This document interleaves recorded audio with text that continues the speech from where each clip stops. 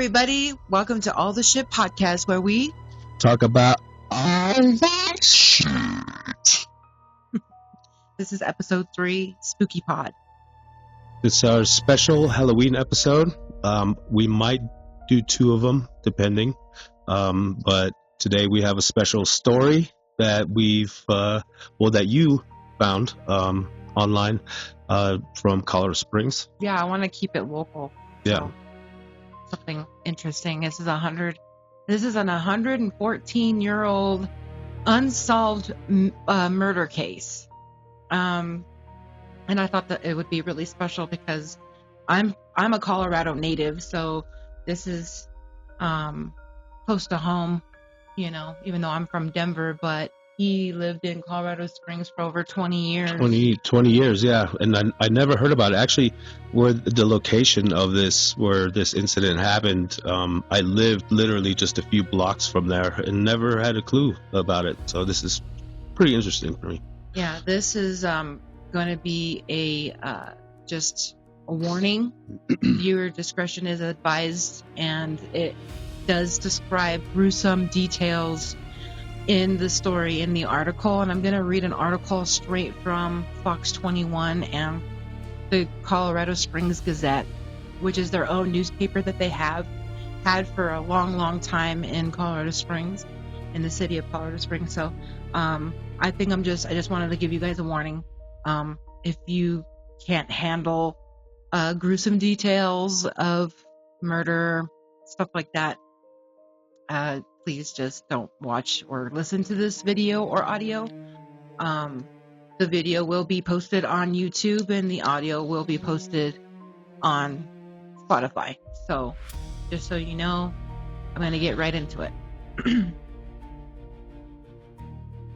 When someone drops the word serial killer, what is the image that first comes to mind?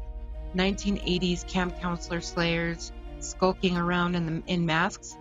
The caricature of Ed Gein that inspired Leatherface and Norman Bates? Whatever it is, it wagered to guess that someone from the last gasping breaths of the Old West probably wasn't your first thought. Well, only about 20 years after H.H. Holmes struck victims during the 1893 Chicago World's Fair, Colorado Springs saw some of the most gruesome killings in the city's history in 1911. Murders that remain unsolved to this very day.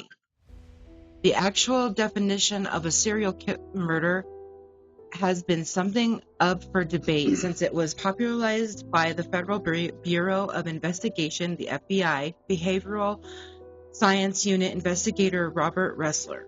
Originally, Ressler and the FBI specifically defined serial murder as involving a minimum of 4 events taking place at a different location separated by a cooling off period. But even by this relatively strict definition, the chilling event that struck Colorado Springs could still be considered some of the earliest serial killings documented by the nation's newspaper. That is wild. I didn't even know about this case. Yeah, that's crazy. That's crazy. The Colorado Springs Gazette headline that broke on the morning of September 21st, 1911, certainly seemed to agree. Man, 2 women, 3 children meet death at the hands of a fiend with an axe.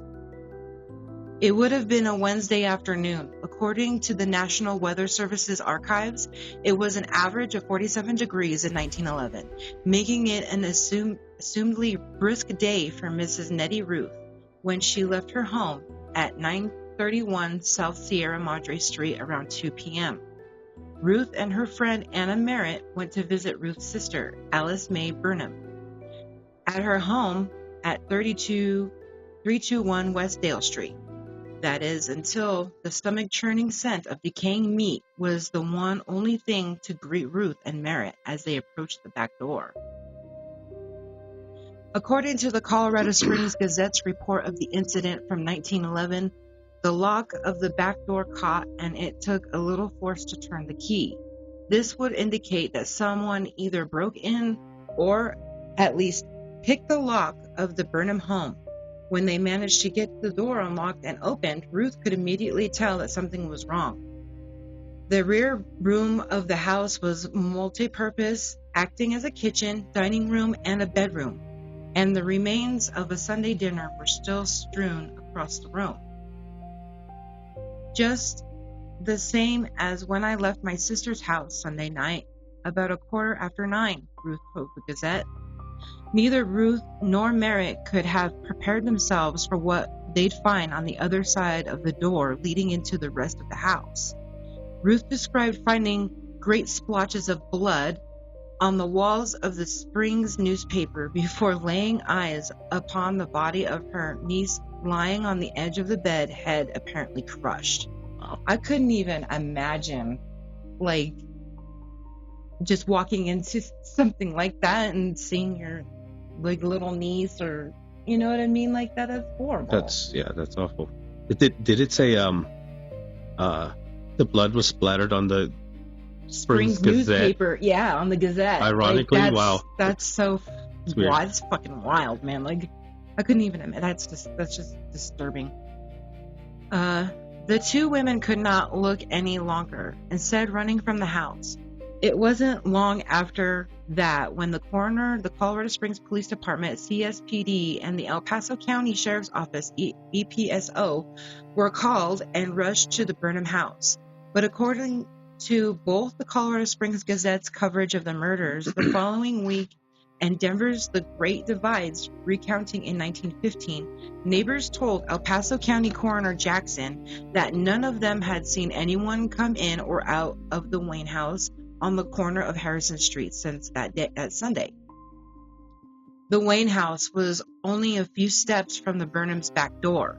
CSPD Assistant Chief Springs, with the help of other officers on the scene, forced their way into the house, only to find the Wayne family killed in the same exact manner. Their skulls, as was the case in the house next door, had been beaten with some heavy instrument. A blood-stained axe was found at Wayne's back door, and it had been borrowed from Mrs. J.R. Evans, a neighbor by Wayne a few days ago, to chop wood, wrote the Gazette on September 21st, 1911. Oh, these pictures are old, crazy. I always loved old pictures like that. Can you turn it around, or is it... I wish I had. Yeah, we'll figure that out. I'll put the pictures in the video. In the video? Yeah. In total, 6 lives were brutally taken that night. Alice Mae Burnham, 6-year-old Alice Burnham, 3-year-old John Burnham, Henry Wayne, his wife Blanche McGinnis Wayne, and their 2-year-old daughter Blanche. That's awful. Wow. 6 people? Was that 6 people? And yeah, and you know what? It also reminds me of the Villisca Axe murders. Similar, huh? Similar. The children were sleeping, everybody, you know what I mean? It's just... Did they ever find that murder? I don't know. No, they didn't. No, with that. The Villisca Axe murders, they think it was the Reverend that did it. Really? Yeah. Yeah, that's weird. Yeah, we'll get on that in another episode. I do want to talk about the Villisca Axe murders later, but this is just what it reminds me of, you know? The investigation led CSPD to believe that robbery was not the objective or enticing incident of murders. Specifically, they cited that Mrs. Wayne was still wearing multiple gold bracelets and a gold watch, was out in the open on a dresser in Burnham's house. The investigating detectives excuse me, and Deputy District Attorney Burns also found that both homes' doors were locked, with a bottle of ink in the Burnham house found tipped over, and evidence of an attempted cleanup. Wow. Wow. Aside from this minor detail, it seemed nothing was disturbed in either home, nothing but 6 bodies, which the killer put to bed after he carried out his work. Wow. So he didn't steal anything, and then he had the audacity to put them back to bed? That's So were they awake when they died, or were they sleeping? Like, well, I mean, I don't know. That's I mean, if you put them to bed, obviously, you know. How do you wake up dead? Oh man. Yeah, that's a weird one, man. And nobody, no trace, no nothing. Like, Just no, nothing was And the case stolen. remains open. She had like, gold bracelet or whatever sitting out and stuff. They didn't even steal anything. They didn't, Yeah. which is weird. Were you just killing people just for the sake of killing them? The motive is weird. Yeah, that's just like maybe it was somebody personal that they knew, or A neighbor, yeah. or, I mean, the axe was borrowed by a neighbor. The one that the murderer used. But didn't they interview the neighbor?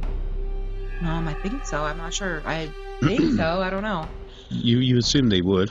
You know what I mean? Everybody in the area. I'm sure that they've interviewed people. I'm sure. Yeah. The prime and only immediate suspect was the husband missing from the scene, Arthur J. Burnham. According to the Gazette's original 1911 reporting, authorities brought Burnham in for questioning. So the husband missing from the scene was Arthur J. Burnham, and they brought him in for questioning. Okay, that makes sense. Roughly an hour after they responded to the crime, deputies and detectives found him working at his job as a yardman at Woodman Sanatorium, roughly 12 miles from his home. A sanatorium.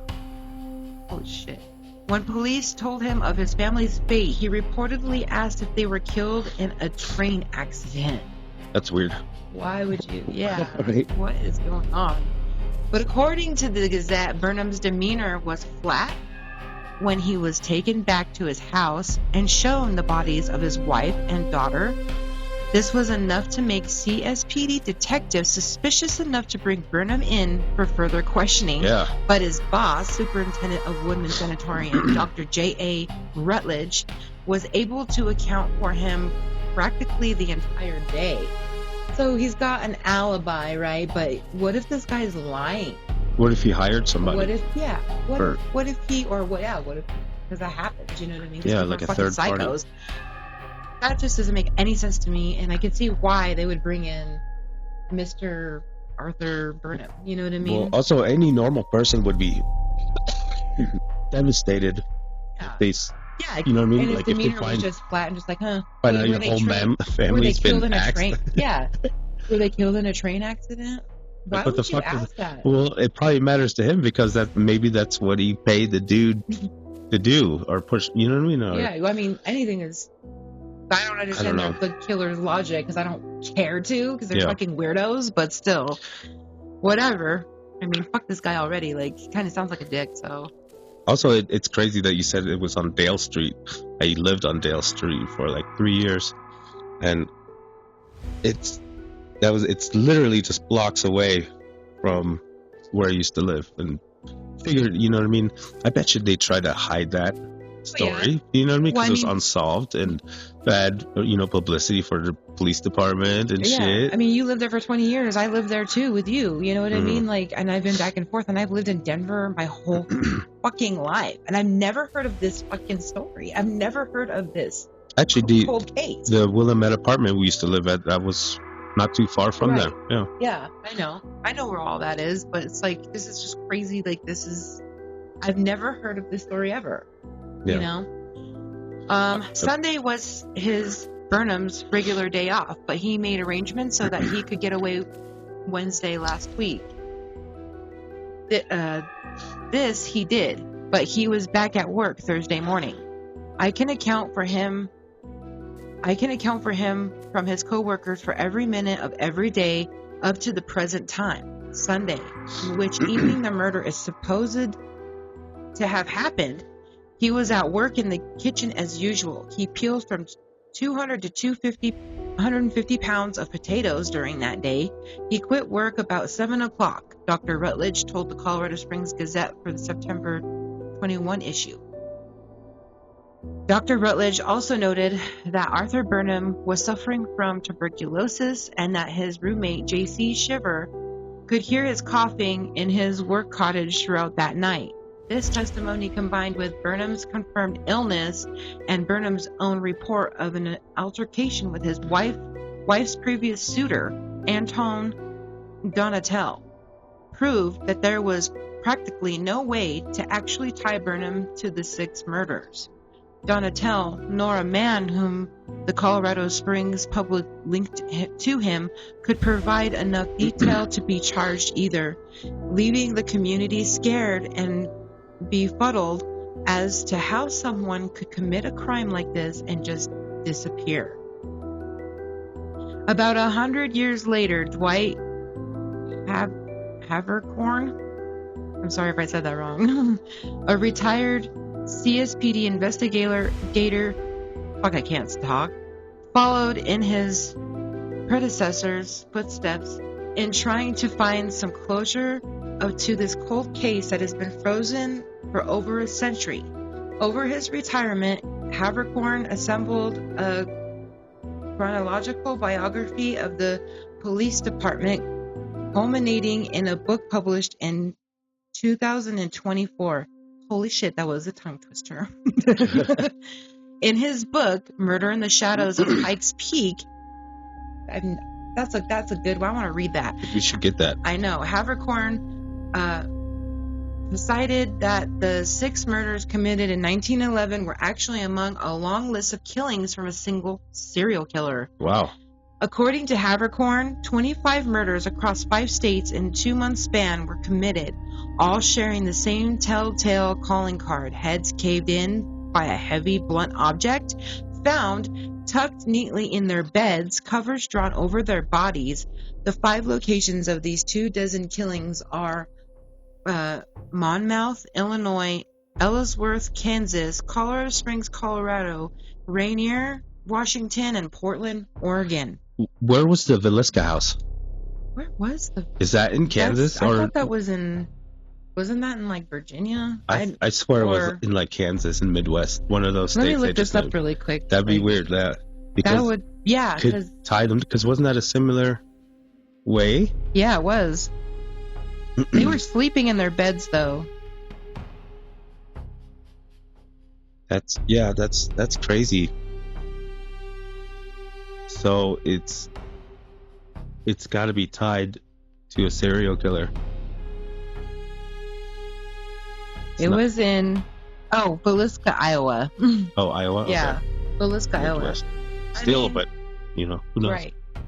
But I mean, to have like this guy who wrote this book about like how everything was the same, blunt, objects tucked in neatly in their beds, heads caved in with a heavy, object.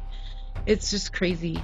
A key detail presented by Havercorn in his book and in a 2016 interview with the Denver Post is a flashlight, a device that was only just gaining popularity in 1911, found in the Monmouth slayings. The device was inscribed Colorado Springs, September 4th. Havercorn believed that with most of the killings happening in homes near or directly next to railroad tracks, the killer simply rode into town on a railroad car, hopped off, killed, then hopped back onto the train to start a new cycle anew. Sadly, tracking the identifying fingerprints were a relatively new concept for police forces. Yeah, because they didn't have the same technology that we do now. Yeah. On top of that, the Pinkerton and Burns agencies were hired by the city of Colorado Springs to track down the killer of the Wayne and Burnham families. But after being purchased by Swedish company Securitas, the Pinkerton fingerprints records have been split between the company and the Library of Congress, making an effort to connect fingerprints of the different murder scenes nigh impossible. Perhaps somewhere deep in the Library of Congress archives, or somewhere in a Swedish security company's annals? Anals. Is it annals? Company's annals. It's annals. Come on, baby, say it. Annals. Lies the answer to a mystery. Yeah, it's somewhere in their anal. That's where the mystery is.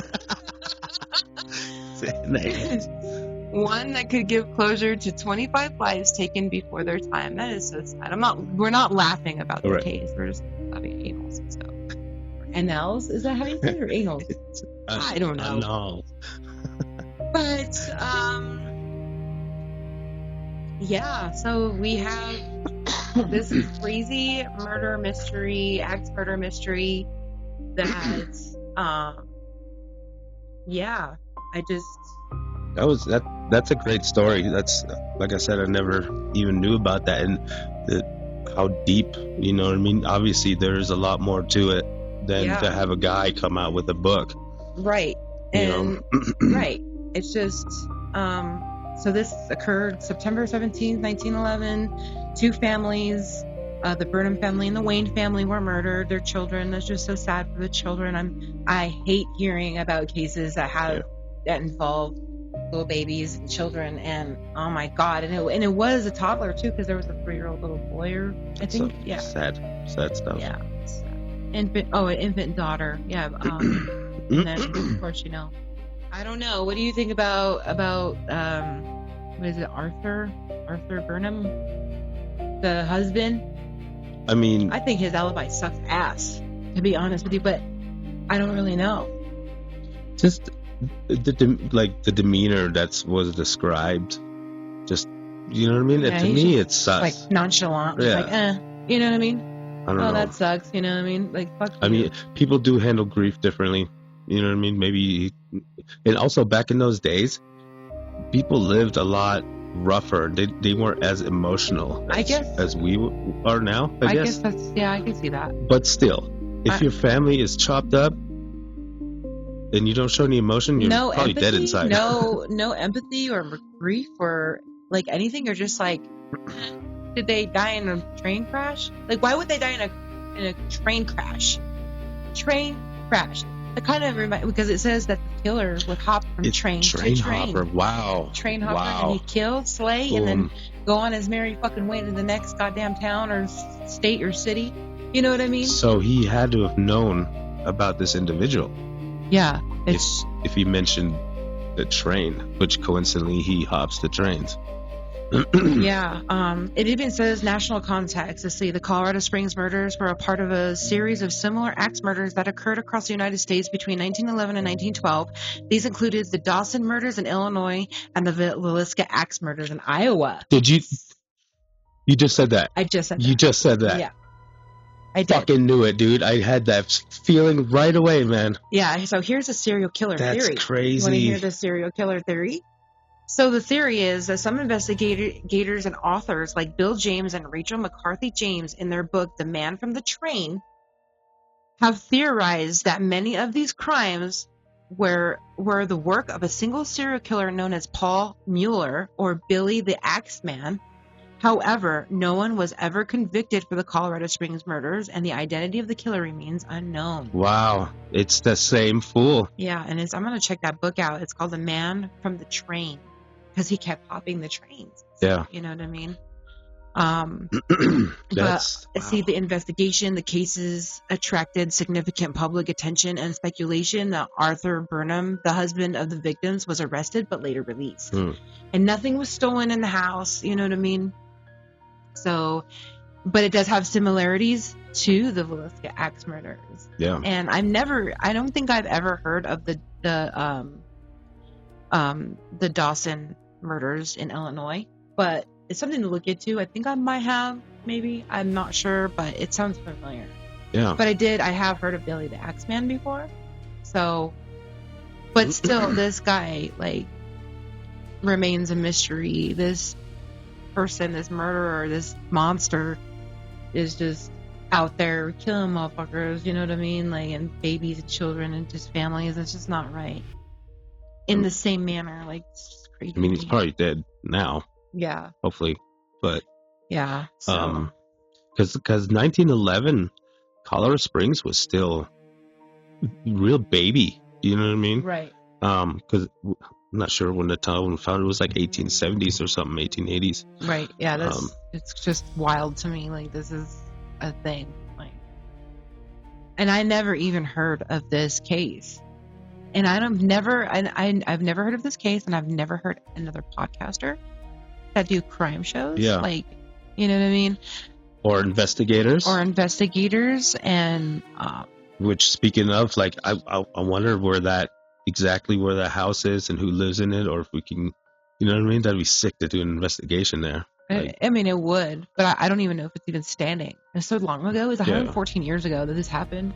I mean, I'm sure we could find out somehow. Yeah, I'm sure we could. I mean, we're there every weekend anyway, usually. That's crazy. Just with the The Villisca axe or murders. Villisca, yeah. Villisca, Iowa. Which it's that whole triangle that was measured with the other states. Mm-hmm. He's just going around that circle through the Midwest on the plains killer. You know what I mean? Uh-huh.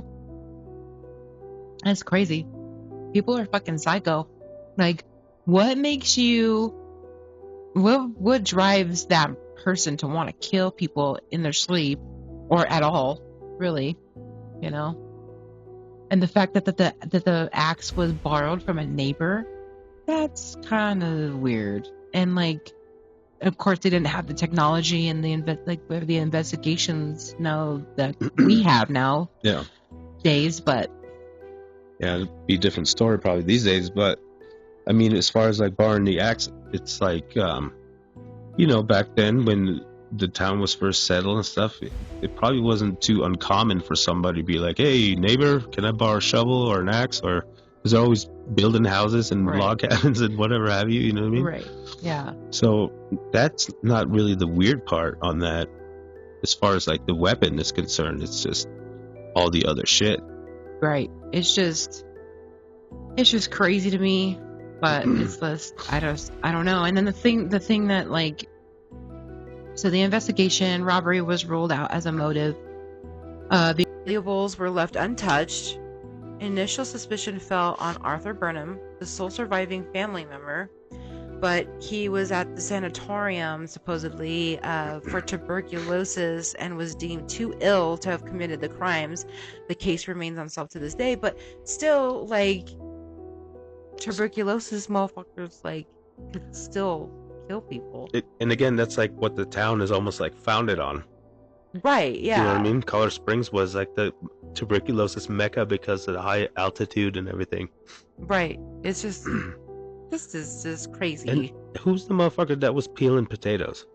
I thought it was him. I thought it was Arthur Burnham. Didn't he work there? He worked there. Why would you be peeling potatoes at a sanatorium? Right.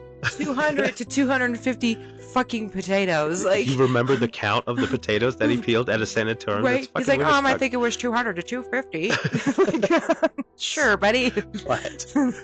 Like, who does that? And then he's like, why would he be peeling potatoes if he's like has tuberculosis? Like, what? Something's not adding up here. This sounds fucking weird. You know? Yeah.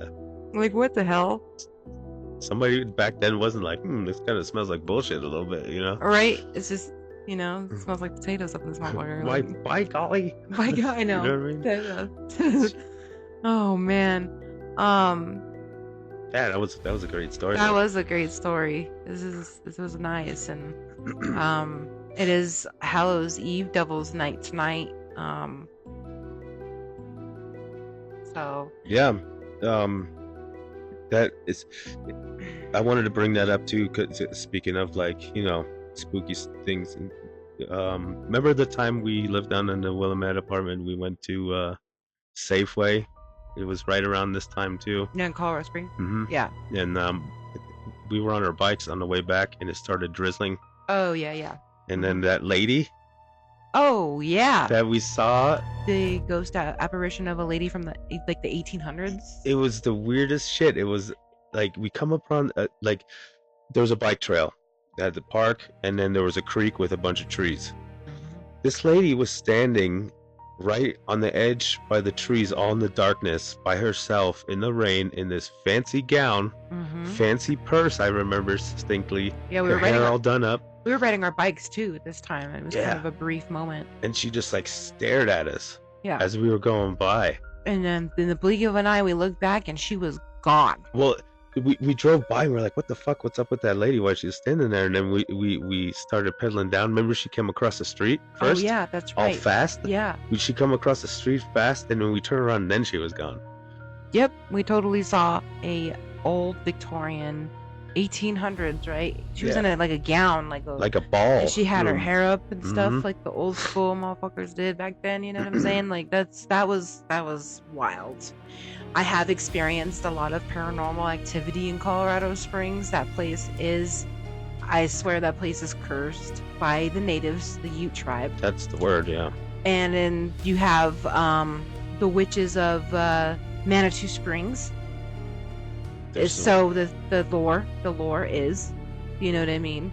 And you know more about that than I do because you lived there for 20 years. So Manitou Springs, that's a weird place too because it's right by Garden of Gods, and Garden of Gods was, I think it was from the Ute. Yeah. Were the Ute natives? Tribes, they were originally occupying that, and I mean, and they used that place for like worship. And supposedly, when like the white man came, they, you know what I mean, they got overran or forced into reservations, but they left the curse on the land, supposedly. I feel it. It's heavy there. Yeah, and Manitou Springs is right, you know, that canyon that leads into Garden of Gods. And I remember in the 90s, it was a town that was, people called it the witchcraft town because there was a lot of like self-proclaimed witches. But also there was a lot of ritual sacrifice going on in the woods. You know, people finding animal parts, stuff like that. Right. And then throughout the years, it kind of transitioned a little bit into like this hippie new age town. Mm-hmm. But underlying, I think there's a certain darkness that's in that area for sure. There is. I never want to live there again. And like, no offense to anybody that is from or lives there, occupies in Colorado Springs, but I will never live there again. I have had nothing but bad luck, and there's bad memories there. Like I said, I've had paranormal experiences. That was the first time I ever experienced sleep paralysis, and that is the only time I experienced sleep paralysis was in the Willamette apartments, dude. Like, yeah, that, I don't know what has came over me, but like I was trying to scream for you and I couldn't move any. My body was frozen, and the only thing I could move was my eyes. So I just said, I don't want no paralysis demon up in this motherfucker, dude. I don't want to look at nothing. I closed my eyes, dude, and I fucking fell asleep. And I was praying, and man, I fell asleep. Thank God I didn't see anything, but that was really scary. I couldn't even call out to you. I was in the living room. Yeah, you were in the living room. I didn't even know. Yeah, that, like I said, Colorado Springs is a mystery to me, and I'm not hating on anybody that's from or lives there or anything, but me personally, I've had nothing but bad experiences there, and unfortunately, we still have to go to Colorado Springs to visit family members and stuff like that.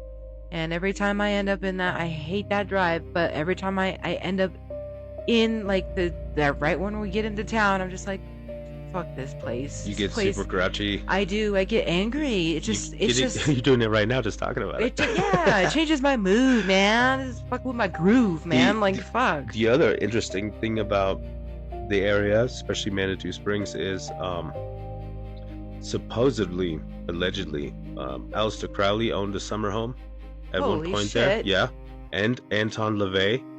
And also, Xena LaVey resided there for a short period of time. In Manitou? Yeah. Supposedly, no wonder it's all the fucking house, cursed, because these weirdos are, you know what I mean? Some weirdo motherfuckers up in that motherfucker, dude.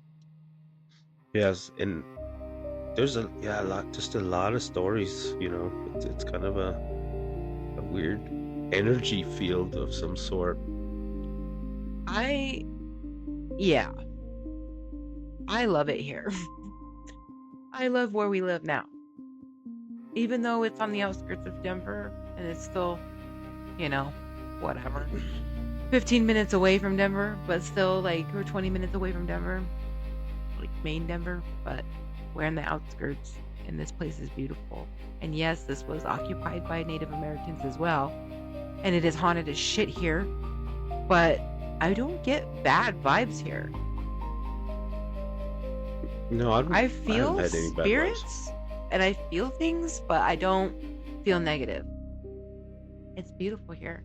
Every morning I wake up, even if it's cold as fuck outside, I'm just like, thank God, you know what I mean, for this beautiful scenery and stuff, you know. Yeah, it's It's nice up here. Yeah. So we hope you guys enjoy your All Hallows Eve tonight and enjoyed our spooky pod Hallows Eve. and enjoyed our axe murders of 1911 in Colorado Springs, Colorado from Fox 21 and the Gazette. Thank you guys so much for listening, and we're sorry we're going to keep doing this. I know you guys have been waiting for another episode, but glad we could share this with you guys, you know. We might drop another one tomorrow, maybe. I think we should. Or I mean, at least record one or something, you know. I think we're going to record and release it tomorrow. Or whenever it comes out. Yep. Again, I want to give a few shout outs before we go. What was Emma's podcast? Dead Awake. Want to give a shout out to Dead Awake podcast. Check out her site. She got some good stories over there. She's on Spotify if anybody wants to know. And the picture for her Spotify, if you want to know, it's a skeleton tucked into bed. It's called Dead Awake, and her name is Emma Cook, and she's a sweetheart, and she's also a part of our paranormal investigation team, Seven Spirits Paranormal. Also, we're supposed to drop. Was that thing that they're doing in the Springs today? Oh yes, in Colorado Springs tonight. We didn't end up going because like our car is a piece of shit. But at the Wagon Wheel, they're doing a paranormal investigation there, and we're lucky enough to be sponsoring this event. And I wish I was there. I wish we could have made it.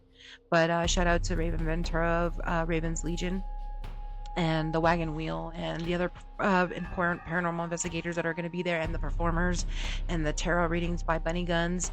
And there's so many amazing people. So, you know, if you're in the area, go check that out. Yeah, if this episode isn't released too late. So yeah. And Monkey says hi as usual. Every show. But yeah, the Wagon Wheel paranormal investigation.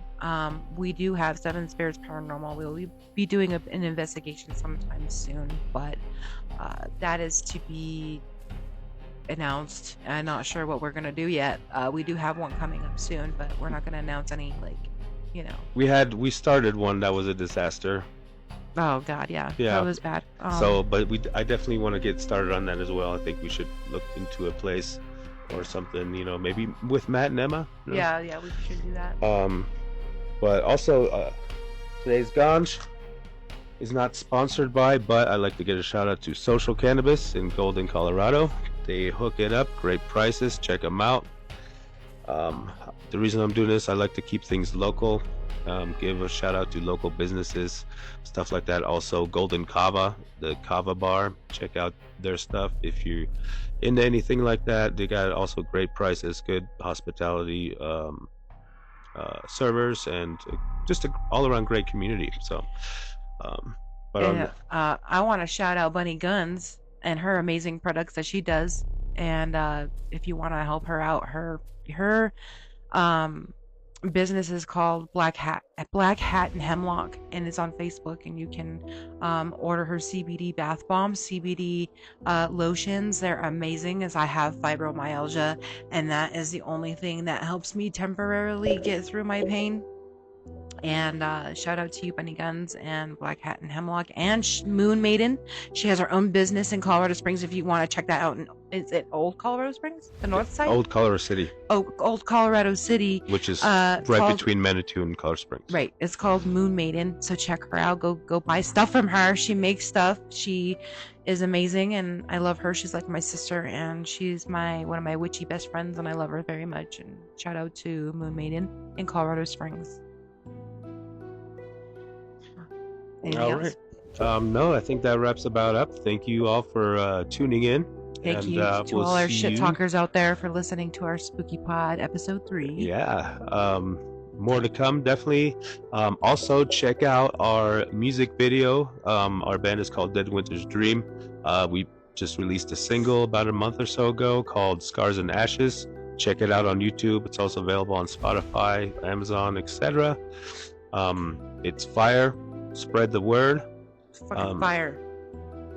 Which also more music coming on that end. We're going to be busy. So stay tuned for a lot more stuff. Yeah, stay tuned. See ya.